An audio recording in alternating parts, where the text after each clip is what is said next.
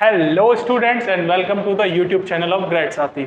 और आज की वीडियो में हम लेके आए हैं अपनी next unit that is party system. आपको पता है हम कॉन्सेप्ट टू मार्क्स सीरीज लेकर आए हैं जहां पर हम आपको कॉन्सेप्ट समझाने की कोशिश करते हैं और जिससे आप सीधा पेपर में जाके उन कॉन्सेप्ट्स को लिखकर सेम टू सेम एग्जाम्पल लिखकर मार्क्स गेन कर सकते हैं। तो सबसे पहले हम समझेंगे कि ये यूनिट आपको कितने नंबर की पेपर में मिलेगी। तो आप इसमें से एक्सपेक्ट कर सकते हो around 10 to 15 marks. 10 to 15 marks आप इसमें एक्सपेक्ट कर सकते हो। और कैसे कैसे करके, सबसे पहले जो पार्टी सिस्टम आपके में यूनिट है ना, वो बात कर रहा है पॉलिटिकल पार्टीज की। कौन सी पार्टीज की? पॉलिटिकल पार्टीज की। तो इसमें आपके पास 4 कंपोनेंट्स हैं, जिसमें सबसे पहला वो क्या बात कर रहा है आपसे, वो आपसे बोलता है कि functions and components of political party. तो सबसे पहला जो क्वेश्चन बन सकता है ना, वो सबसे पहला किस पे बन जाएगा? फंक्शन या कंपोनेंट्स ऑफ पॉलिटिकल पार्टी। वो आपसे इन दोनों में से कोई भी एक पूछ लेगा। और सेकंड, इस यूनिट में आपको types of political parties they रखी हैं। क्या दे रखी हैं? Types of political parties. जैसे कि अगर हम इस यूनिट में बात करें तो आपकी 3 तरह की पॉलिटिकल पार्टी दे रखी है। सबसे पहले दे रखी है one party system, second is 2 party system, and third is multi-party system। Multi-party system. अब इन तीनों में से ना वो कोई भी आपको कोई भी एक पूछ लेगा, उसको आपको क्या करना होगा? उसके एग्जांपल्स देने होंगे, उसको एक्सप्लेन करना होगा, प्लस उसके साथ साथ आपको इसके मेरिट्स और डीमेरिट्स, या हम बोले कि एडवांटेजेस और डिसएडवांटेजेस दोनों लिखने होंगे। और ये बहुत ही इजी टॉपिक है और बहुत ही इंटरेस्टिंग टॉपिक है। तो आइए स्टार्ट करते हैं। हम सबसे पहले स्टार्ट किससे करेंगे कि एक पॉलिटिकल पार्टी होती क्या है। तो सबसे पहला क्वेश्चन जो हमारे पास आएगा कि व्हाट इज पॉलिटिकल पार्टी। तो अगर मैं इसको बेसिक डेफिनेशन आपको समझाऊं कि पॉलिटिकल पार्टी क्या होती है, तो political party is a group of people who contest elections। Simple. क्या बोल रहा है कि what is political party? Political party is a group of people. It is a group of people जिसका काम क्या होता है? जो कि क्या करते हैं? इलेक्शन को कंटेस्ट करते हैं। अब इसके बाद जो सेकंड क्वेश्चन हमारे दिमाग में आएगा कि ठीक है पॉलिटिकल पार्टी, पर इसका काम क्या होता है? तो सबसे पहला काम तो इसने यही बता दिया। अगर हम इसके फंक्शंस की बात करें, पॉलिटिकल पार्टी के फंक्शंस की बात करें, जो कि हमें पढ़ना है अपने पेपर के लिए, तो इसमें सबसे पहला फंक्शन क्या होगा किसी भी पॉलिटिकल पार्टी का? सबसे पहला फंक्शन होगा इलेक्शन कंटेस्टेंट्स। कि इलेक्शन को क्या करेगी? वो कंटेस्ट करेगी। इलेक्शन कंटेस्ट करेगी, वो किसका काम होता है? पॉलिटिकल पार्टी का काम होता है। ये तो बहुत सिंपल है। सेकंड, जो किसी भी पॉलिटिकल पार्टी का काम होता है वो होता है कि ऑल्टरनेटिव प्रोवाइड करवाना, ऑल्टरनेटिव टू वोटर्स। कोई भी पॉलिटिकल पार्टी का जो सेकंड मोस्ट इंपॉर्टेंट फंक्शन होता है वो क्या होता है? वोटर्स को अलग अलग चॉइसेस प्रोवाइड करवाना, अलग अलग फंक्शन पॉलिसी की चॉइसेस प्रोवाइड करवाना। जैसे कि हर एक पॉलिटिकल पार्टी की अलग आइडियोलॉजी होती है और अलग एजेंडा होता है, और वो उसी हिसाब से जो देश की प्रॉब्लम्स होती हैं उसको एड्रेस करते हैं। तो इस तरीके से जो वोटर्स होते हैं उनको अलग अलग तरह के क्या मिलते हैं? ऑल्टरनेटिव्स मिलते हैं, उनको चॉइसेस मिलती हैं। तो ये सेकंड इसका फंक्शन आता है। तीसरा जो इसका फंक्शन आता है कि कैंडिडेट सिलेक्शन का, कैंडिडेट सिलेक्शन। अब कैंडिडेट सिलेक्शन कैसे? जैसे कि अभी 2026 में बंगाल में इलेक्शन हुआ था, उससे पहले बिहार में इलेक्शन हुआ था। तो वहां पर जितने भी कॉन्स्टिट्यूएंसी में जिन कंटेस्टेंट्स को उतारा गया था उनको किसने चूज किया होगा? उनको पार्टी ने चूज किया होगा ना। जैसे कि अगर बीजेपी के कंटेस्टेंट्स पूरे बंगाल इलेक्शन में अलग अलग कॉन्स्टिट्यूएंसी से लड़े होंगे, इलेक्शन कंटेस्ट किया होगा, तो उनको चूज किसने किया होगा? ऑब्वियस सी बात है, बीजेपी एज अ पार्टी ने चूज किया होगा। तो पॉलिटिकल पार्टी का एक और फंक्शन होता है कि वो कैंडिडेट को क्या करती है? सेलेक्ट करती है। फोर्थ इसका फंक्शन आ रहा है कि अपोजिशन पार्टी। हमें हमारी डेमोक्रेसी में अपोजिशन का रोल नहीं भूलना चाहिए। हम इसको बोल सकते हैं it is very important for democracy. अब ये क्यों होता है? सबसे पहले तो मैं आपको बताता हूं कि जो अपोजिशन होती है वो होती क्या है, कौन सी पार्टी को हम अपोजिशन बोलते हैं। जैसे कि इलेक्शन होता है, उसमें जो विनिंग पार्टी होती है वो रूलिंग गवर्नमेंट होती है, और ऐसी पार्टी जिसको सेकंड मोस्ट सबसे ज्यादा वोट मिले होते हैं वो कौन सी पार्टी होती है, वो अपोजिशन पार्टी होती है। अब अपोजिशन पार्टी डेमोक्रेसी के लिए इतनी इंपॉर्टेंट क्यों होती है? देखो क्या होता है कि जो भी रूलिंग गवर्नमेंट होती है वो किस तरीके से काम कर रही है, वो किन किन तरीकों को अपना रही है, किन मेथड्स को अपना रही है नेशनल प्रॉब्लम्स को सॉल्व करने के लिए, उनकी डिटेल्ड नॉलेज किसको होती है, अपोजिशन पार्टी को ही होती है। As we are ordinary citizens, हमको स्टेट मशीनरी के बारे में या गवर्नमेंट मशीनरी के बारे में उतनी डिटेल्ड नॉलेज नहीं होती, उतनी डिटेल्ड इंफॉर्मेशन नहीं होती जितने की अपोजिशन पार्टी के पास होती है। तो अपोजिशन पार्टी किस चीज का काम करती है, वो चेक एंड बैलेंस का काम करती है, या हम ये बोल दें कि रूलिंग गवर्नमेंट पे क्या रखती है, एक आई रखती है। हम क्या बोलेंगे इसको कि keep an I on ruling government. अब जो भी ये रूलिंग गवर्नमेंट में कीप एन आई रखेगी उसका कुछ ना कुछ एनालिसिस निकल के आएगा, कुछ ना कुछ कंक्लूजन निकल के आएगा। उस कंक्लूजन को किसके सामने रखना, पब्लिक के सामने रखना। तो पब्लिक अवेयरनेस, किसी भी पॉलिटिकल पार्टी का नेक्स्ट फंक्शन क्या होगा, पब्लिक अवेयरनेस। जो भी अपोजिशन पार्टी ने कंक्लूजन निकाला अपनी रूलिंग गवर्नमेंट के पूरे प्रोसेस को देख के, उस चीज को इन्फॉर्म करना, उस चीज के बारे में सब कुछ बताना, किसको, पब्लिक को बताना, ये भी किसका काम होता है, अपोजिशन पार्टी का काम होता है। ये रूलिंग गवर्नमेंट तो करती ही करती है, पर रूलिंग गवर्नमेंट क्या करती है ना, वो अपने पॉजिटिव चीज ज्यादा गिनाती है, पर उस तरीके से हमें उसकी कुछ नेगेटिव साइड्स की, उनकी कुछ प्रॉब्लम्स का भी पता लगाने में कौन हेल्प करता है, अपोजिशन पार्टी हेल्प करती है। अब पब्लिक अवेयरनेस कर देगी opposition party, but what are the methods, कैसे करेगी, वो होती है कि पब्लिक अवेयरनेस कैसे फैलाई जाएगी, थ्रू डिबेट्स। अलग अलग जगह डिबेट्स ऑर्गेनाइज करी जाएंगी, कैंपेन्स लगाए जाएंगे। आजकल तो सोशल मीडिया आ गया है, तो सोशल मीडिया पे कोई पोस्ट डाल दी, या क्या करते हैं अलग अलग लोग प्रेस रिलीज करते हैं।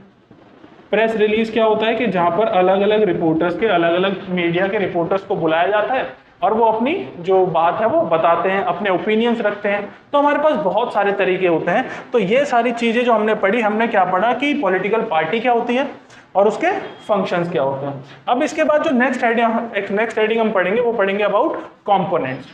तो आइए देखते हैं कि एक पॉलिटिकल पार्टी किस किस चीजों से मिलकर बनी होती है। तो इसे सेकंड चीज जो हम पढ़ रहे हैं वो किसी भी पॉलिटिकल पार्टी के क्या पढ़ रहे हैं, कंपोनेंट्स। पॉलिटिकल पार्टी के तीन मेन कंपोनेंट होते हैं। सबसे पहला कंपोनेंट होता है उस पॉलिटिकल पार्टी का लीडर। क्या कोई भी पॉलिटिकल पार्टी बिना लीडर के हो सकती है?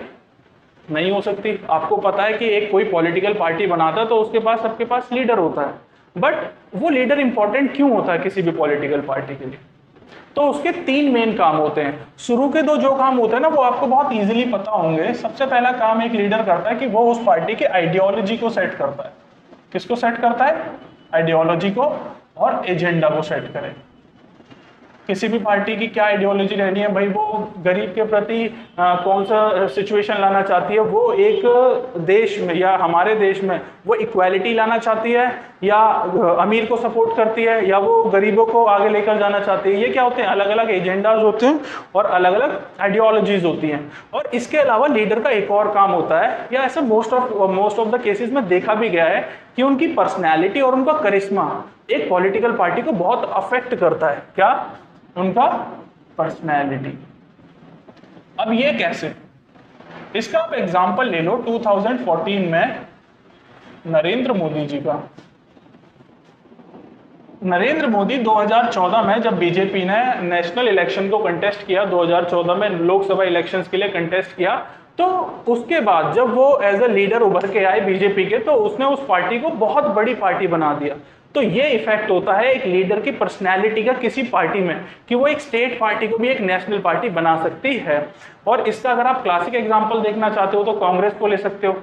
पर क्योंकि कांग्रेस ने फ्रीडम स्ट्रगल में भी साथ दिया था, उसके साथ में वो वाली जो उसकी गुडविल होती है, वो वाली जो उसकी अगेन गुडविल है, वो भी हेल्प करती है। बट हम क्या देखना चाह रहे हैं कि सिर्फ ऐसे लीडर की पर्सनैलिटी एक पार्टी को कैसे अफेक्ट कर सकती है, तो वो उसकी पर्सनैलिटी के हिसाब से अफेक्ट कर सकती है। जो सेकंड कंपोनेंट होता है किसी भी पॉलिटिकल पार्टी का, वो होते हैं उसके मेंबर्स। क्या होते हैं उसके मेंबर्स का काम क्या होता है, जैसे लीडर ने जो आइडियोलॉजी और एजेंडा सेट किया है ना, उस एजेंडा को और आइडियोलॉजी को कहां तक पहुंचाना, टू कॉमन मासेस। भाई अलग अलग लोगों तक पहुंचाना। हमारे देश की टेरिटरी कितनी बड़ी है, 28 राज्य हैं, 28 राज्य हैं, उसके बाद अलग अलग यूनियन टेरिटरीज हैं। वहां तक ये आइडियोलॉजी कैसे पहुंचेगी, वहां तक ये एजेंडा कैसे बताया जाएगा कि सरकार क्या चाहती है या कोई भी पॉलिटिकल पार्टी आपके लिए क्या चाहती है। तो वो काम किसका होता है, उस पार्टी के मेंबर्स का होता है। अब इसमें हम एक दो फैक्ट चेकिंग चीज देख लेते हैं। सबसे पहला देख लेते हैं कि अकॉर्डिंग टू कुछ हमारे यहाँ पॉलिटिकल पार्टीज हैं जो ऐसा क्लेम करते हैं कि वो वर्ल्ड की सबसे ज्यादा मेंबर्स उनके पास हैं। तो सबसे पहले उसमें आ रही है बीजेपी। बीजेपी ऐसा क्लेम करती है कि उसकी पार्टी के ना अराउंड 14 करोड़ प्लस मेंबर्स हैं। कितने, 14 करोड़ प्लस। और इसीलिए इसको क्या बोला जाता है, वर्ल्ड की largest party, world's largest party. और इसके अलावा वर्ल्ड की सेकंड लार्जेस्ट पार्टी कौन सी होगी, बताइए आपके हिसाब से। कांग्रेस नहीं, वर्ल्ड की सेकंड लार्जेस्ट पार्टी जो है वो होती है, वो मानी जाती है या वो अपने आप को क्लेम करती है, वो है communist party of China. Communist party of China. वो बोलती है कि उसके पास 10 करोड़ प्लस जो है अभी एक्टिव मेंबर्स उनकी पार्टी से जुड़े हुए हैं। तो ये तो हमारे दो कंपोनेंट। इसके बाद जो तीसरा कंपोनेंट आता है वो आता है उस पार्टी के फॉलोवर्स। फॉलोवर्स कौन होते हैं, जो लीडर ने आइडियोलॉजी एजेंडा बनाया, मेंबर्स ने फैलाया, और जो उस आइडियोलॉजी को और जो उस एजेंडा को अपना मानने लगे, वो उनको फॉलो करने लगे। ये एक्चुअली पार्टी के कौन होते हैं, ये पार्टी के असली वोट बैंक्स होते हैं। कौन होता है, पार्टी के असली वोट बैंक, जो उन पार्टी को वोट करता है कहां पे आने के लिए, पावर में आने के लिए। तो ऐसे ऐसे करके हमारे पास कितने कंपोनेंट्स होते हैं किसी भी एक पॉलिटिकल पार्टी के, 3 कंपोनेंट्स होते हैं। उसके लीडर होते हैं, मेंबर्स होते हैं और फॉलोअर्स होते हैं। अब हम समझेंगे कि किसी भी एक देश में या अलग अलग जगह पे कितनी तरह की पॉलिटिकल पार्टीज हो सकती है। तो मैंने आपको शुरू में बता दिया था कि एक किसी भी 3 तरह की पॉलिटिकल पार्टीज हो सकती है। सबसे पहला हो सकता है वहां पे 1 पार्टी सिस्टम, 2 पार्टी सिस्टम और मल्टी पार्टी सिस्टम। तो सबसे पहला हम समझेंगे 1 पार्टी सिस्टम के बारे में। किसके बारे में, 1 पार्टी सिस्टम। अब 1 पार्टी सिस्टम क्या होता है, 1 पार्टी सिस्टम, ये नाम से ही जाहिर है, 1 पार्टी सिस्टम का मतलब होता है कि जहां पर एक पार्टी रूल करती है। कितनी पार्टीज रूल करती है, सिर्फ कहीं भी एक पार्टी रूल करती है, उसको हम क्या बोल देते हैं, 1 पार्टी सिस्टम, या बोल देते हैं power is in the hands of only 1 party. कौन सी, पॉलिटिकल पार्टी। अब इससे ये क्वेश्चन उठता है हमारे पास कि ठीक है, वहां पे एक पार्टी के पास ही हमेशा पॉलिटिकल पावर रहती है, तो क्या बाकी पार्टियां पावर में आने की कोशिश नहीं करती, तो करती हैं। वो बाकी पार्टियां भी पावर में आने की कोशिश करती हैं, पर या तो उनको इलीगल डिक्लेयर कर दिया जाता है, या तो वो बहुत ही स्मॉलर पार्टीज होती है, उनका रिप्रेजेंटेशन बहुत कम होता है, या तो उनका रिप्रेजेंटेशन कैसा होता है, वेरी लो। और यह दूसरा होता है कि जिनका रिप्रेजेंटेशन हाई जा रहा होगा ना, उनको क्या करती हैं बाकी पार्टियां, इलीगल डिक्लेयर करवा देती है, इलीगल डिक्लेयर। अब इसके ना हमारे यूनिट में 2 एग्जांपल्स भी दे रखे हैं, कुछ हिस्टोरिकल एग्जांपल्स हैं हमारे पास कि कैसे जब 1 पार्टी रूल बनाया गया, वहां पे जो स्मॉलर पार्टीज थी ना, जो धीरे धीरे उभर कर ऊपर आ रही थी, उनको कैसे इलीगल डिक्लेयर करवा दिया गया। इसका सबसे पहला हमारे पास एग्जाम्पल आ रहा है, वो आ रहा है 1922 में इटली का। 1922 में इटली में इलेक्शंस होते हैं, तो बहुत सारी पार्टीज कंटेस्ट करती हैं। तो मतलब 1922 से पहले इटली में कौन सा सिस्टम चल रहा था, मल्टी पार्टी सिस्टम चल रहा था। तो बहुत सारी पॉलिटिकल पार्टी जब कंटेस्ट करती हैं तो एक पार्टी जीत के आती है, उस पार्टी का नाम होता है नेशनल फासिस्ट पार्टी। और इनके जो लीडर होते हैं, वो लीडर कौन होते हैं, बेनितो मुसोलिनी। तो बेनितो मुसोलिनी क्या करते हैं, एक्चुअली ये किस पॉलिटिकल लीडरशिप को चाहते थे, ये चाहते थे कि इटली में 1 पार्टी रूल हो जाए, मतलब कि बस इनकी ही पार्टी रह जाए। अगली बार जब इलेक्शन लड़े तो लोगों के पास कोई चॉइस ही ना हो, और लब लोगों के पास कोई चॉइस ही नहीं की, तो ऑब्वियसली बात है कि विनर कौन हो जाएगा, नेशनल फासिस्ट पार्टी हो जाएगी। तो इन्होंने इस आइडियोलॉजी को इंप्लीमेंट करने के लिए क्या किया कि 1922 में जब ये क्या बनते हैं, पीएम बनते हैं, इटली के क्या बनते हैं, पीएम बनते हैं, तो आफ्टर 4 इयर्स 1926 में ये बोल देते हैं कि एक्सेप्ट नेशनल फासिस्ट पार्टी, मतलब नेशनल फासिस्ट पार्टी के अलावा जितनी भी अदर पार्टीज हैं, जितनी भी अदर पार्टीज हैं, वो सारी कैसी पार्टीज हैं, इलीगल डिक्लेयर करवा देते हैं। क्या कर देते हैं, इलीगल डिक्लेयर करवा देते हैं। और इन्हीं के जैसा एक और एग्जांपल मिलता है हमें इनके 11 साल बाद 1933 में, और ये एग्जांपल किसका है, जर्मनी का। आपने ये जरूर सुना होगा, जर्मनी में एक पार्टी थी जिसका नाम क्या था, नाजी पार्टी। अब नाजी पार्टी के जो लीडर थे वो कौन थे, अडोल्फ हिटलर। अब ये 30 जनवरी 1933 में ये क्या बनते हैं, जर्मनी के चांसलर बनते हैं। कौन बनते हैं, जर्मनी के चांसलर। अब ये चांसलर क्या होते हैं, जैसे इंडिया में पीएम होते हैं ना, प्राइम मिनिस्टर होते हैं, इटली में प्राइम मिनिस्टर होते हैं, यूएसए में प्रेसिडेंट होते हैं, वैसे ही उस पोस्ट का नाम क्या है, जो हेड ऑफ द गवर्नमेंट होती है, उस पोस्ट का नाम जर्मनी में क्या है, chancellor, head of the government. तो जब ये 1933 में वहां के चांसलर बनते हैं तो ये भी क्या चाहते थे कि बस हमारे यहाँ क्या रह जाए, वन पार्टी रूल रह जाए। और ये इसको इंप्लीमेंट कैसे करते हैं, ये भी सेम मुसोलिनी की आइडियोलॉजी पर ही चल रहे थे। After 4 to 5 months on 15 July 1933 same year में ये क्या करते हैं, अगेन सेम काम करते हैं कि अदर पार्टीज को क्या डिक्लेयर कर देते हैं, इलीगल डिक्लेयर कर देते हैं, अदर पार्टीज इलीगल क्या कर देते हैं, इलीगल डिक्लेयर कर देते हैं। अब जो क्वेश्चन आता है ना, वो क्वेश्चन ये नहीं आता कि इन्होंने क्यों डिक्लेयर किया। इनके जो सबसे ज्यादा जो एनालिसिस वाला क्वेश्चन है वो क्वेश्चन ये है कि इनकी आर्ग्यूमेंट्स क्या थी, क्योंकि इन्होंने कम से कम 11 से 12 साल इन्होंने 22 इयर्स के लिए और इन्होंने 12 इयर्स के लिए जर्मनी पर राज किया। तो इन्होंने जनता को क्या आर्ग्यूमेंट्स दिए, इनको इन्होंने क्या बताया, एडवांटेजेस क्या बताए वन पार्टी सिस्टम के, वो ज्यादा इंपॉर्टेंट था। तो इन्होंने कुछ एडवांटेजेस दिए या इन्होंने कुछ आर्ग्यूमेंट्स दिए इन सपोर्ट, आर्ग्यूमेंट्स इन सपोर्ट, और यही क्या हो जाएंगे, वन पार्टी सिस्टम के एडवांटेजेस हो जाएंगे। तो जो इन्होंने सबसे पहला एडवांटेज दिया ना, वो जो सबसे पहला आर्ग्यूमेंट दिया वो दिया नेशनल यूनिटी का। किसका दिया, नेशनल यूनिटी।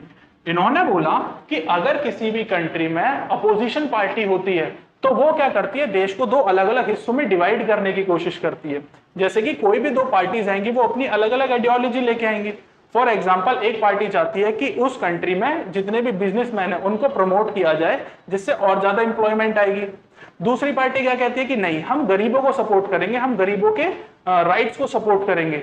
तो ये कहीं ना कहीं क्या आ गया, दोनों ने ऑपोजिशन ने क्या करा, कहीं ना कहीं कंट्री को 2 हिस्सों में डिवाइड कर दिया ना, एक रिच को सपोर्ट कर रहा है, एक पुअर को सपोर्ट कर रहा है। तो पोलराइजेशन हो गया कि नहीं हो गया।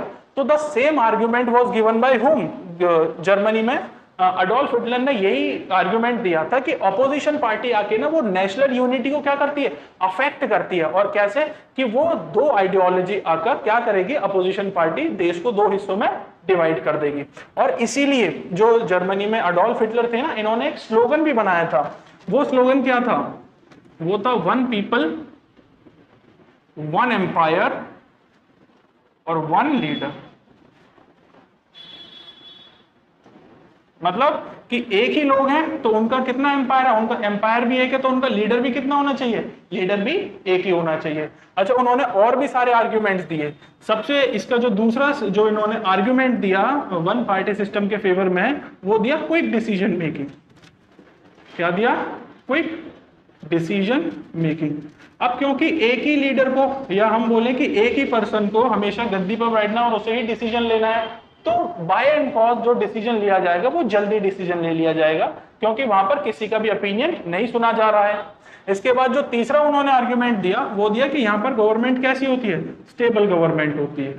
अब गवर्नमेंट स्टेबल है तो जितनी भी स्कीम्स हैं, जितने भी प्रोग्राम्स हैं, वो सब आसानी से चलाए जा सकते हैं और लॉन्ग टर्म तक चलाए जा सकते हैं, उनमें बीच में कोई भी बाधा नहीं आएगी। इसके बाद जो उन्होंने चौथा आर्ग्यूमेंट दिया वो दिया wastage of resources. Wastage of resources. उन्होंने बोला कि जब भी इलेक्शन आते हैं तो इलेक्शन के टाइम पर क्या होता है कि जो अलग अलग पॉलिटिकल पार्टीज होती है ना, वो अपना टाइम और सबसे ज्यादा इंपॉर्टेंट मनी, जो कंट्री का रिसोर्सेज होता है, वो किस पे खर्च कर देते हैं? इलेक्शन कैंपेनिंग में खर्च कर देते हैं। तो उन्होंने बोला कि क्यों ना हम उस रिसोर्स को वेस्ट करने की बजाय हम क्या करें, स्कीम्स में लगा दें, प्रोग्राम्स में लगा दें। तो इससे क्या होगा कि वेस्टेज ऑफ रिसोर्सेज होगा वो बहुत कम होगा। अब ये सारे उन्होंने क्या दिए, आर्ग्यूमेंट्स दिए सपोर्ट में। तो क्या इस पार्टी सिस्टम में कोई प्रॉब्लम नहीं थी? क्या इस पार्टी सिस्टम में कोई चैलेंज नहीं था? इसमें चैलेंजेस थे, और इसके दो सबसे ज्यादा इंपॉर्टेंट चैलेंजेस थे, और वही इसके क्या हो जाएंगे, डीमेरिट्स हो जाएंगे या डिसएडवांटेजेस हो जाएंगे। तो हम पढ़ रहे हैं चैलेंजेस, आप इनको चैलेंजेस बोल लीजिए, प्रॉब्लम्स बोल लीजिए, क्रिटिसिज्म बोल लीजिए, या डिसएडवांटेजेस बोल लीजिए। नाम बहुत सारे हैं पर काम इसका एक ही है। तो इसका सबसे पहला क्या था चैलेंज? इसका सबसे पहला चैलेंज था कि यहां पर नो चॉइस फॉर वोटर्स, कि वोटर के पास कोई चॉइस ही नहीं है। तो यहां पर जो डेमोक्रेसी हो गई वो कैसी हो गई, फोर्स्ड डेमोक्रेसी हो गई, नहीं हो गई? भाई जब वोटर के पास चॉइस ही नहीं है तो वो ऑब्वियस सी बात है ना, एक ही पार्टी को तो वोट दे सकेगा। तो क्या ये कहीं पे भी इक्वालिटी हुई? ये तो कोई इक्वालिटी नहीं हुई। हमें कहीं ना कहीं, चाहे हम माने या ना माने, चाहे हमें फोर्सफुली मनवाया जाएगा किस पार्टी को सपोर्ट करने के लिए? जो वन पार्टी सिस्टम में एक पार्टी है उसको सपोर्ट करवाने के लिए फोर्स डेमोक्रेसी लेके आई जाएगी। और इसका जो सेकंड सबसे बड़ा रीजन था वो था डिक्टेटरशिप। डिक्टेटरशिप, ये जो वन पार्टी सिस्टम था ना, ये कहीं ना कहीं डिक्टेटरशिप को प्रमोट कर रहा था। जैसे कि हमने दोनों हिस्टोरिकल एग्जांपल्स में देखे, अगर आप हिस्ट्री में डिक्टेटरशिप के बारे में देखोगे ना, तो आपको दो सबसे ज्यादा मेन एग्जांपल मिलेंगे। सबसे पहला इटली में मुसोलिनी के टाइम पे, और दूसरा जर्मनी में अडोल्फ हिटलर के टाइम पे। तो जो वन पार्टी सिस्टम होता है ना, ये किसको प्रमोट करता है? ये कहीं ना कहीं डिक्टेटरशिप को प्रमोट करता है। अब इसके अलावा जो एक और क्वेश्चन हमारे दिमाग में आना चाहिए कि अभी प्रेजेंट एग्जाम्पल्स इसके क्या है? हमने हिस्टोरिकल एग्जांपल्स तो देख लिए, क्या ये वाला वन पार्टी सिस्टम क्या अभी भी कहीं कहीं फॉलो होता है? क्या आपको लगता है कि आज के देश में, जहां पर हर देश में एक कॉन्स्टिट्यूशन होता है, जहां पर हम इतनी सारी डेमोक्रेसी की बातें करते हैं, इतनी सारी प्रोग्रेस की बात करते हैं, डेवलपमेंट की बात करते हैं, क्या आपको लगता है कि आज के टाइम पे भी हमारे यहाँ अराउंड यूएन के हिसाब से, यूनाइटेड नेशन के हिसाब से देखे जाए तो हमारे यहाँ अराउंड 193 से 195 कंट्रीज हैं? क्या आपको लगता है कि अभी भी कहीं ना कहीं वन पार्टी सिस्टम फॉलो होता होगा?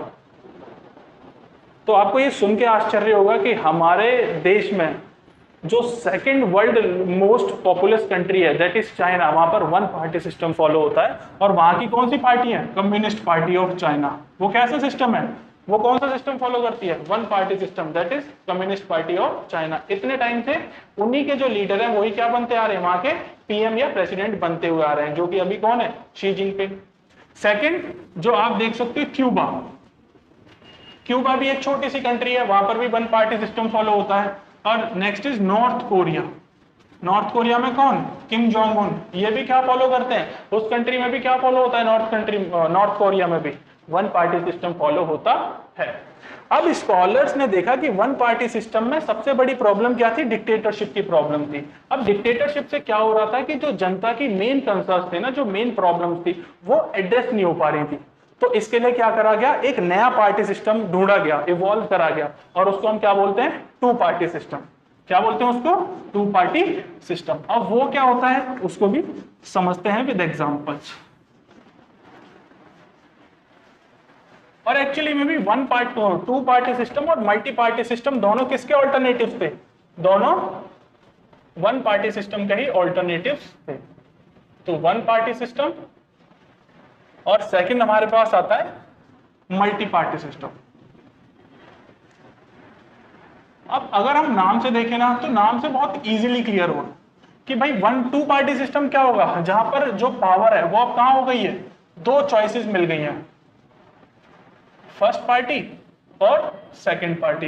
अब जो वोटर्स हैं उनके पास कितनी चॉइसेस है? दो चॉइसेस है, या तो वो फर्स्ट पार्टी को वोट सकते हैं, या वो सेकंड पार्टी को वोट दे सकते हैं। और same for in multi party system. Multi party system में क्या है कि जहां पर दो से ज्यादा पॉलिटिकल पार्टीज हैं।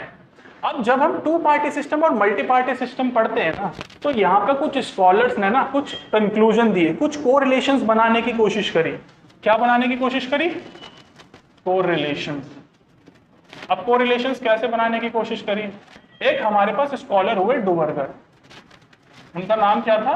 डुवर्गर। और भी इनके साथ 2-3 स्कॉलर्स थे, उनके नाम इंपॉर्टेंट नहीं है, उन्होंने जो किया वो इंपॉर्टेंट है। वो कोरिलेशंस क्या बनाते हैं? वो बोलते हैं कि सबसे पहला कि किसी भी देश में कौन सा सिस्टम प्रमोट होगा, 2 पार्टी सिस्टम प्रमोट होगा या मल्टी पार्टी सिस्टम प्रमोट होगा, ये दो या दो से ज्यादा फैक्टर्स पे डिपेंड करता है। तो सबसे पहली चीज उन्होंने बताई कि वहां पर वोटिंग पैटर्न कौन सा है, वोटिंग सिस्टम। तो सबसे पहली वो चीज किस पे डिपेंड होगी? वहां के वोटिंग सिस्टम पे। और दूसरी वो चीज किस पे डिपेंड होगी? वहां के पॉलिटिकल सिस्टम पे। अब इन दोनों को हमें मेनली समझना है, बाकी और भी सारे फैक्टर्स उन्होंने बताए थे, पर मेनली हमें ये 2 फैक्टर्स समझने हैं कि कैसे किसी भी कंट्री में 2 पार्टी सिस्टम होगा या मल्टी पार्टी सिस्टम होगा, वो कैसे डिपेंड करता है वोटिंग सिस्टम पे और पॉलिटिकल सिस्टम पे। तो सबसे पहले हम समझते हैं वोटिंग सिस्टम पे। मैंने आपको अपनी पिछली वीडियोस में 2 चीज बताई हैं कि 2 तरह के वोटिंग जो सिस्टम्स हैं वो अलग अलग कंट्रीज में अपनाए जाते हैं। सबसे मोस्ट फेमस है, सबसे पहला FPTP, first pass the post system, और दूसरा कौन सा है? Proportional representation system. तो FPTP और दूसरा कौन सा है? Proportional representation system. थोड़ा सा ब्रीफ में बता देता हूं। FPTP सिस्टम क्या होता है? जहां पर कि जिस भी कैंडिडेट को सबसे ज्यादा परसेंटेज ऑफ वोट मिली होगी वही जीत जाता है। और PR सिस्टम क्या होता है? प्रोपोर्शनल रिप्रेजेंटेशन, कि जिस कैंडिडेट को जितनी परसेंटेज ऑफ वोट मिली होगी उसको पार्लियामेंट में उतना ही परसेंटेज ऑफ सीट्स अवेलेबल हो जाती है। अब ये दोनों सिस्टम कैसे अफेक्ट करते हैं, कैसे प्रमोट करते हैं अलग अलग पार्टी सिस्टम को, वो समझते हैं। देखो भाई, जब FPTP सिस्टम होता है ना, तो यहाँ पे पॉसिबिलिटी क्या होगी कि लास्ट में जाके जो गवर्नमेंट बनेगी वो किसकी बनेगी? किसी भी एक पार्टी की बनेगी। एक पार्टी की बनेगी कि नहीं बनेगी? ठीक है। अब उसके जो अलावा छोटी छोटी पार्टीज होंगी, उनकी भले ही उनको बहुत ही कम मार्जिन हो, उनको जो पार्टी जीती है उनसे बहुत कम मार्जिन में कम वोट मिले हो, पर वो नहीं जीतेंगे ना। तो उनके वोटर्स के साथ थोड़ा साइकोलॉजिकली खेला जाता है। उनको क्या बोला जाता है कि अगर आप छोटी छोटी पार्टीज को वोट दोगे, अगर आप ऐसी पार्टीज को वोट दोगे जो कि कभी पावर में नहीं आ सकती, तो आपका जो वोट है वो कहीं ना कहीं क्या हो रहा है? वेस्ट हो रहा है। यहां पर वोटर्स को क्या बोला जाता है? Wastage of votes. अब क्योंकि वो छोटी छोटी पार्टीज को वोट देने से जो उनका वोट है वो वेस्ट हो रहा है, तो वो यहां पर क्या करते हैं कि वो किस तरफ अपने आप को शिफ्ट करते हैं? ऐसा शिफ्ट देखा जाता है कि वो अपने आप को बड़ी पार्टीज की तरफ शिफ्ट करते हैं। किसकी तरफ? लार्जर पार्टीज की तरफ शिफ्ट करते हैं। तो ये सिस्टम किसको प्रमोट कर रहा है? अगर हर कोई वोटर खुद को लार्जर पार्टीज की तरफ शिफ्ट करेगा तो ये कहीं ना कहीं 2 सिस्टम को प्रमोट करेगा, नहीं करेगा? 2 पार्टी सिस्टम को करेगा कि नहीं करेगा? ये जो FPTP सिस्टम है वो कहीं ना कहीं किसको प्रमोट करेगा? 2 पार्टी सिस्टम को प्रमोट करेगा। क्योंकि यहाँ पर वोटर किस चीज से डरेगा? यहाँ पर वोटर ये करेगा कि मैं अपना वोट उस पार्टी को दूं जो जीते, क्योंकि उसको भी तो साइकोलॉजिकली डोपामिन मिलेगा ना। अब इसको ना अगर आप प्रैक्टिकली देखना चाहते हो, आप कभी भी देखना, जब भी इलेक्शन आ रहे होते हैं ना, तो इलेक्शन आने से पहले जो बड़ी बड़ी पॉलिटिकल पार्टीज के जो लीडर्स होते हैं ना, वो ये कहना स्टार्ट कर देते हैं कि इस बार तो हमारी ही सरकार बनेगी, या इस बार तो हमारी ही सरकार बनेगी। तो इसमें क्या होते हैं, जो वोटर्स होते हैं ना, वो इस चीज को लेके और पक्के कर लेते हैं अपने आप को कि हमें तो इनको ही वोट देना है। क्यों? क्योंकि इनकी सरकार बन रही है, तो अगर इनकी सरकार बनेगी तो हम भी कह सकेंगे कि हमने इनको ही वोट दिया था, तो हमारा वोट क्या नहीं हुआ? वेस्ट नहीं हुआ। पर ये जो है PR सिस्टम में नहीं होता, ये प्रोपोर्शनल रिप्रेजेंटेशन सिस्टम में नहीं होता। क्यों? क्योंकि यहां पर स्मॉल पार्टीज को भी इक्वल रिप्रेजेंटेशन मिलता है। इक्वल रिप्रेजेंटेशन किसे मिलता है? Equal representation to smaller parties. तो यहां पर जो साइकोलॉजिकल गेम खेला जाता है ना वोटर्स के साथ, वेस्टेज ऑफ वोट वाला, वो यहां पर नहीं होता। तो इसी वजह से जहां पर PR सिस्टम होता है ना, ये किसको प्रमोट करता है? It promotes multi party system. किसको प्रमोट करेगा? मल्टी पार्टी सिस्टम को। तो सबसे पहला जो कोरिलेशन बताया था डुवर्गर ने, वो इसका बताया था कि कैसे अलग अलग वोटिंग सिस्टम किस दोनों में से किस पार्टी सिस्टम को प्रमोट करते हैं। सेकंड आता है पॉलिटिकल सिस्टम। ये भी हमने यूनिट 2 में पढ़ा हुआ है। हमारे पास 2 मेन पॉलिटिकल सिस्टम होते हैं। सबसे पहला होता है पार्लियामेंट्री और दूसरा होता है प्रेसिडेंशियल। अब ये कैसे करके एक दूसरे को सपोर्ट करते हैं या प्रमोट करते हैं वो देखते हैं। तो सबसे पहला हम देखेंगे पार्लियामेंट्री सिस्टम। तो सबसे पहला आता है पार्लियामेंट्री सिस्टम। अब पार्लियामेंट्री सिस्टम में अगर मैं आपसे पूछूं तो यहां पर क्या होता है, यहां पर हमारे पास पीएम होते हैं और पीएम के पास क्या होती है, अपनी कैबिनेट होती है। तो एक बात बताइए, अगर पार्लियामेंट्री सिस्टम में कोई एक, जैसे कि कोई एक पार्टी जीती है, किसकी है, कोई भी एक पार्टी को क्या मिल गई है, मेजॉरिटी मिल गई है, तो उसके लिए तो कोई प्रॉब्लम ही नहीं है। पर मान लीजिए कि किसी भी एक पार्टी को मेजॉरिटी नहीं मिली, तो वो क्या करेगा, अपने छोटे छोटे ग्रुप्स के साथ क्या करेगा, उनकी भी सपोर्ट लेगा ना, कोएलिशन बनाएगा। तो जब वो अलग अलग कोएलिशन बनाएगा, तो जिन पार्टीज के साथ, जिन ग्रुप्स के साथ उसने कोएलिशन बनाई है, वो उनके साथ अपर लेवल पे क्या पावर को डिस्ट्रीब्यूट कर सकता है, बिल्कुल कर सकता है। इसको एक एग्जाम्पल से समझ लेते हैं। सबसे अच्छा एग्जाम्पल हम लेंगे 2024 का लोकसभा इलेक्शन। अब 2024 में जब लोकसभा इलेक्शन हुआ, तो मैं आपको बता दूं कि जो भी पार्टी, जैसे कि आज एनडीए सरकार जो है वो सरकार में है, एनडीए पार्टी सरकार में है, तो अगर आपको इंडिया में लोकसभा में, या हम बोले कि इंडिया में पीएम बनना है, तो आपको लोकसभा में कितनी सीट्स चाहिए, 272 सीट्स चाहिए। अगर आपकी एक पार्टी के पास 272 सीट्स हैं, तो जिस भी पार्टी के पास है, उनके पार्टी के कौन बन सकते हैं, लीडर पीएम बन सकते हैं। ठीक है, तो जब लोकसभा का 2024 इलेक्शन हुआ, तो बीजेपी ने जो है, बीजेपी, कांग्रेस, सारी पार्टियां लड़ी। तो हमें देखना है कि बीजेपी ने कितनी सीट्स मिली, बीजेपी को सीट्स मिली 240। अब मेजॉरिटी के लिए कितनी सीट्स कम रह गई, 32 सीट्स कम रह गई। अब इनको क्या करना पड़ा, इनको दो अलग अलग पार्टीज के साथ क्या करना पड़ा, कोएलिशन में लेना पड़ा। तो सबसे पहली पार्टी इन्होंने जिनके साथ कोएलिशन किया, वो थी तेलुगु देशम पार्टी, और दूसरी थी जनता दल यूनाइटेड, जो नीतीश कुमार की पार्टी है। अब मेरे को एक बात बताइए, जब यहां पर बीजेपी ने टीडीपी और जेडीयू और बाकी और दो पार्टी और भी सारी पार्टीज थी जिनके साथ इन्होंने मिलकर सरकार बनाई, तो क्या ये जो टीडीपी है और जो ये जेडीयू है, क्या ये इन दोनों को सरकार में पावर नहीं देगी। और आज के टाइम पे आप देख सकते हैं कि जो हमारी कैबिनेट है ना, जो कि मेन मिनिस्टर्स हैं, उन कैबिनेट में बहुत सारे लोग ऐसे हैं, उनको एक पार्टी के मेंबर को, टीडीपी के पार्टी के मेंबर को एक मिनिस्ट्री मिली हुई है, और दूसरा जेडीयू के मेंबर को एक मिनिस्ट्री मिली हुई है। तो यहां पर मेरा आपको यह समझाने का मतलब है कि अंडर पार्लियामेंट्री सिस्टम जो छोटी छोटी पार्टीज हैं, उनके पास कहीं ना कहीं ये पॉसिबिलिटी रहती है कि वो किसी बड़ी पार्टी के साथ कोएलिशन बना के पावर को शेयर कर सकती है। पर ऐसा प्रेसिडेंशियल सिस्टम में नहीं होता। किसमें नहीं होता, ऐसा प्रेसिडेंशियल सिस्टम में नहीं होता। अच्छा, अगर पार्लियामेंट्री सिस्टम में ये पॉसिबिलिटी है कि स्मॉल पार्टीज को भी पावर मिलेगी, तो यहां पर टू पार्टी सिस्टम प्रमोट होगा कि मल्टी पार्टी सिस्टम प्रमोट होगा, यहां पर मल्टी पार्टी सिस्टम प्रमोट होगा, क्योंकि छोटी छोटी पार्टीज भी अब बन सकती हैं। तो मल्टी पार्टी सिस्टम। और इसी के अगर हम अपोजिट में देखें, दूसरा आता है हमारे पास प्रेसिडेंशियल सिस्टम। कौन सा सिस्टम, प्रेसिडेंशियल। अब प्रेसिडेंशियल सिस्टम जहां पर फॉलो होता है, वहां पर तो एक ही हेड ऑफ गवर्नमेंट होता है, वो कौन होता है, प्रेसिडेंट होता है।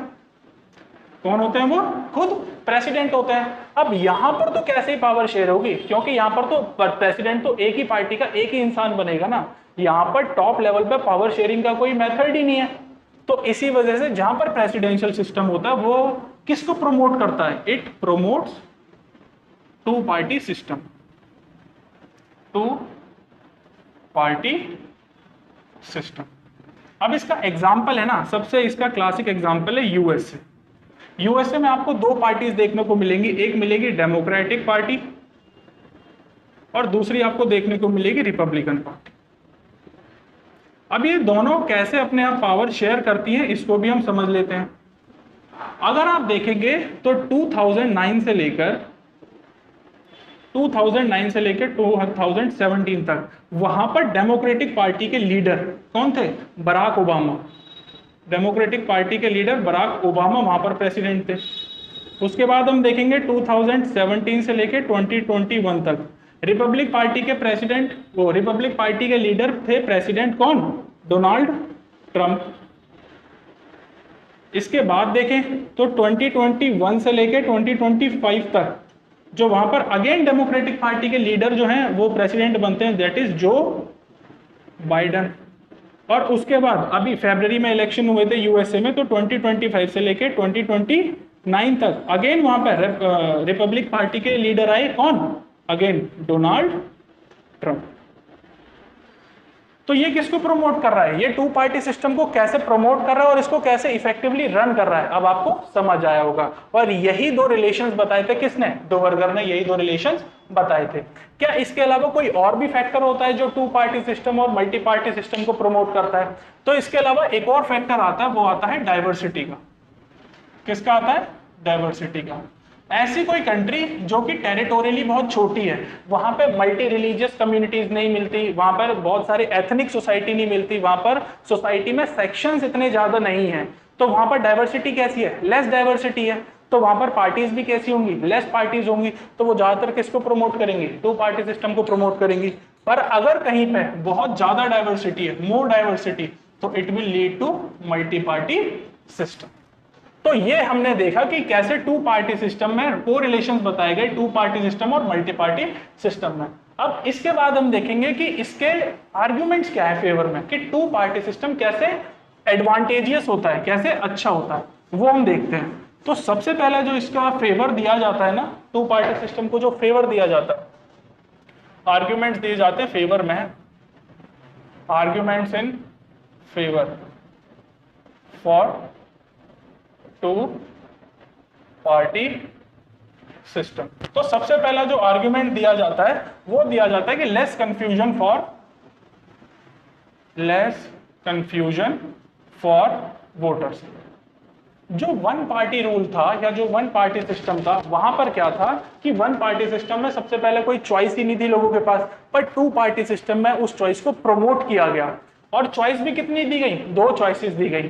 तो वो क्या करती है ना, वो कंफ्यूजन क्रिएट कम करती है वोटर्स के लिए। वोटर्स वहां पर क्या कहते हैं, थोड़ा सा फ्री माइंड में रहते हैं, उनको क्लियर होता है कि या तो हमें इस पार्टी को जिताना है या हमें इस पार्टी को जिताना है। मल्टीपल चॉइसेस आपने सुना होगा, multiple choices leads to confusion, ठीक है, तो यहाँ पर ये होता है। और दूसरा जो इसका एडवांटेज बोला जाता है वो बोला जाता है कि यहाँ पर अपोजिशन पार्टी भी होती है। क्या होती है, अपोजिशन पार्टी। और जब मैंने आपको फंक्शंस ऑफ पॉलिटिकल पार्टी बताई थी, तो उसमें मैंने आपको बताया था कि कैसे opposition party plays an very important role, कि जो भी रूलिंग गवर्नमेंट होती है उस पे उसके कामों को ध्यान रखने के लिए अपोजिशन पार्टी का होना कितना इंपॉर्टेंट होता है। अब इसमें कुछ प्रॉब्लम्स भी हैं, टू पार्टी सिस्टम में क्या क्या प्रॉब्लम है। तो अब हम किसकी बात कर लेते हैं, अब हम बात कर लेते हैं problems in two party system. तो सबसे पहले जो इसकी प्रॉब्लम है ना, वो प्रॉब्लम है कि no space for new issues. Two party system में ऐसा देखा जाता है कि यहाँ पर ना पोलराइजेशन ज्यादा होता है। पोलराइजेशन जैसे कि यूएसए में क्या है कि जैसे डेमोक्रेटिक पार्टी अगर किसी एक एजेंडे को सपोर्ट कर रही है तो रिपब्लिकन पार्टी उसका अपोजिट करेगी। मतलब यहाँ पर हमारे पास ये चॉइस नहीं होती कि क्या इसमें कोई थर्ड पार्ट नहीं हो सकता है, पर ये इस चीज को प्रमोट ही नहीं करता, क्या, टू पार्टी सिस्टम। और इसी वजह से वहां पर जो न्यू इश्यूज आते हैं ना, उनको रेस करने में बहुत ज्यादा प्रॉब्लम होती है। तो सबसे पहला इसका इशू ये है। जो इसका सेकंड इशू आ रहा है वो आ रहा है पोलराइजेशन का।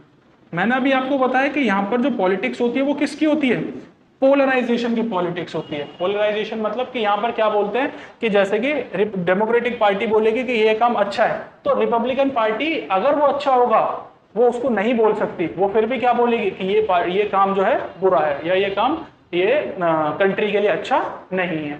तो इसको हम बोलते हैं पोलराइजेशन की पॉलिटिक्स, की यहाँ पर दोनों अपोजिट एंड्स पर खड़े होंगे। अगर कोई एक अच्छा है तो वो उसको बुरा कहना ही पड़ेगा। तो इसी के लिए हमारे पास कौन सा सिस्टम आता है, क्योंकि यहाँ पर नो इश्यूज थे, यहाँ पर कोई स्पेस नहीं था न्यू इश्यूज के लिए, तो इसने किसको इजाद किया था, मल्टी पार्टी सिस्टम। किसको किया था, मल्टी पार्टी सिस्टम। और अभी मैंने बताया कि मल्टी पार्टी सिस्टम कौन कौन सी कंट्रीज में प्रमोट होता है। सबसे पहले जहां पर प्रोपोर्शनल रिप्रेजेंटेशन सिस्टम होगा वोटिंग का, वहां पर कौन सा देखा जाता है, मल्टी पार्टी सिस्टम देखा जाता है। दूसरा, जहां पर पार्लियामेंट्री सिस्टम होता है, कौन सा, पार्लियामेंट्री सिस्टम होता है, वहां पर भी क्या देखा जाता है, मल्टी पार्टी सिस्टम देखा जाता है। तीसरा, जहां पर डाइवर्सिटी बहुत होती है, जहां पर बहुत ज्यादा डाइवर्सिटी देखी जाती है, वहां पर भी क्या देखा जाता है, मल्टी पार्टी सिस्टम। अब हम देखते हैं कि मल्टी पार्टी सिस्टम के भाई क्या क्या एडवांटेजेस हैं या डिसएडवांटेजेस हैं। तो सबसे पहले हम इसकी बात कर लेते हैं कि इसमें मेरिट्स क्या क्या है, इसके पॉजिटिव पॉइंट्स क्या क्या है। तो इसमें जो सबसे पहला पॉजिटिव पॉइंट है ना वो है कि ये it is representative in nature, representative in nature. यहाँ पे सोसाइटी के जितने भी सेक्शंस होते हैं सबको बराबर का रिप्रेजेंटेशन मिलता है। ऑल सेक्शंस ऑफ सोसाइटी, हर अलग अलग आइडियोलॉजी को, जो भी अलग अलग आइडियोलॉजी अलग अलग सेक्शन ऑफ सोसाइटी फॉलो कर रहा है, वहां पर क्या मिलता है, यहाँ पर सबको रिप्रेजेंटेशन इक्वल का मिलता है। जैसे कि आप इंडिया में देख लीजिए ना, इंडिया में कौन सी पार्लियामेंट्री सिस्टम ऑफ डेमोक्रेसी है, तो हमारे यहाँ कौन सी सिस्टम ऑफ पार्टी फॉलो होता है, मल्टी पार्टी सिस्टम फॉलो होता है। हमारे यहाँ आपको भारतीय जनता पार्टी, कांग्रेस और बहुजन समाज पार्टी, समाजवादी पार्टी, बहुत सारी अलग अलग पार्टीज मिल जाएंगी। तो ये क्या है, अलग अलग सेक्शन ऑफ सोसाइटीज को एस्पिरेशंस को फुलफिल करने के लिए अलग अलग वो नहीं है ना, पॉलिटिकल पार्टीज बनी है। इसके बाद जो इसका दूसरा पॉजिटिव पॉइंट आता है वो आता है कि it promotes healthy competition, promotes healthy competition. और ये हेल्दी कंपटीशन को कैसे प्रमोट करता है, बाय गिविंग वाइडर चॉइसेस। क्योंकि वोटर्स के पास अलग अलग अपने पास चॉइसेस हैं, तो वो क्या करेगा, यहाँ पर हेल्दी कंपटीशन को प्रमोट करेगा। तो क्या इसके कुछ नेगेटिव पॉइंट्स नहीं है, तो मल्टी पार्टी सिस्टम के नेगेटिव पॉइंट्स, सबसे पहले हम इसका नेगेटिव पॉइंट जो देखेंगे वो पॉइंट है कि यहाँ पर ना हमेशा कोएलिशन की सरकार बनती है। कौन सी गवर्नमेंट बनती है, कोएलिशन गवर्नमेंट बनती है।